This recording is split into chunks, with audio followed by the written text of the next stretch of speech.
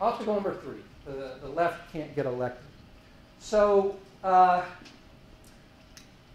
almost certainly, given our politics in the United States, an expansion of the welfare state, however incremental, episodic, gradual, will hinge on the Democrats playing a prominent role, having a prominent role in our federal government. Some stuff will go on at the state level, which may expand in a kind of creeping fashion or in fits and starts.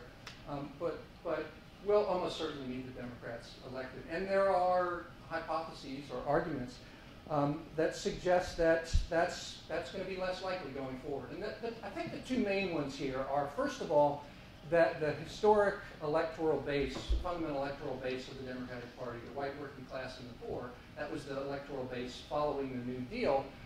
It's now shifted. There are a whole bunch of stories about exactly why that's the case, but that it's now gone. And then the second, much more recent argument is that Citizens United really changes the game because it now opens the floodgates for a bunch of private money, much of which will favor the Republicans and will be consequential for electoral outcomes. But this is going to make it much harder for the Democrats to succeed going forward. So let me start with working class whites and to some extent the poor, but this is mainly an argument about working class whites. There are various versions of this. I think the most recent, kind of really well-known one is Tom Frank's book from now a decade ago called What's the Matter with Kansas? I think this argument is wrong on two counts, and I'm essentially, and as it happens, the election just 3 days ago, really strong. This is one datum. It's one anecdote, one piece of data.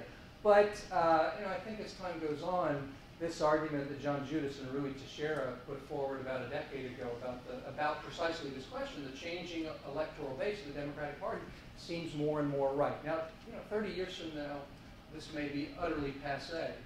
And geographically, the whole map may have flipped as it has in the last 40 years.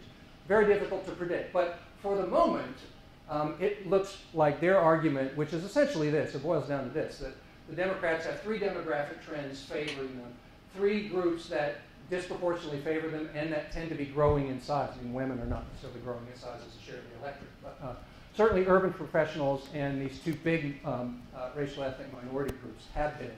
And in recent elections, they've been, Judas and Teixeira call this the McGovern bloc, basically. This is the group that started moving Democratic back in '72, and a lot of Democrats at the time thought it was catastrophic. A lot of heads who thought, well, we're losing the working class white base. And now, lo and behold, a generation later, it's the key to success. And the geography works pretty well. You probably all know the story, so I won't get into the details. The other key aspect of this, set aside whether this is going to work still 10 years from now, 20 years from now, is that we know, and the evidence keeps accumulating, that maybe the single most important thing for determining outcomes at the national level is the health of the economy. And I think it's best expressed in this very simple bivariate correlation that Doug Gibbs is famous for. Now, as it turned out, his predictor, his measure of the health of the economy didn't work all that well for this particular election. I haven't included 2012 here, but so he uses per capita real disposable income growth that's weighted. So it's over the 4 years of the prior administration. It's weighted so the recent quarters are more heavily they're more heavily weighted. I think in 2012 we were about here. It was really low because we had this massive economic crisis, and yet Obama, I think it was 51 to 49. Is that the final? Something in that neighborhood. So he was way off, like in '96. And there are these 2 years here where the prediction is way off, and he attributes those 2 particular years to massive casualties in unpopular wars, Korea and Vietnam. But even with some error, this is really pretty striking still. And this is about as simple as you can get in predicting a political outcome. So the inference from that, before I get into Citizens United, is that as long as the Democrats can do okay, tolerably well, or the Republicans muck up the economy, as happened in 2008, they'll have a fighting chance in the national level elections, irrespective of the particular coalitions. Okay, what about Citizens United?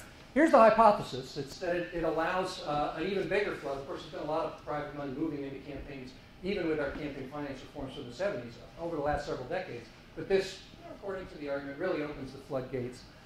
It'll strongly favor Republicans, and it'll be very consequential for election outcomes. times. We don't know, of course, and we can only speculate. It was passed just a couple of years ago. But I think there's reason to be skeptical, especially about the third, and especially when it comes to presidential elections.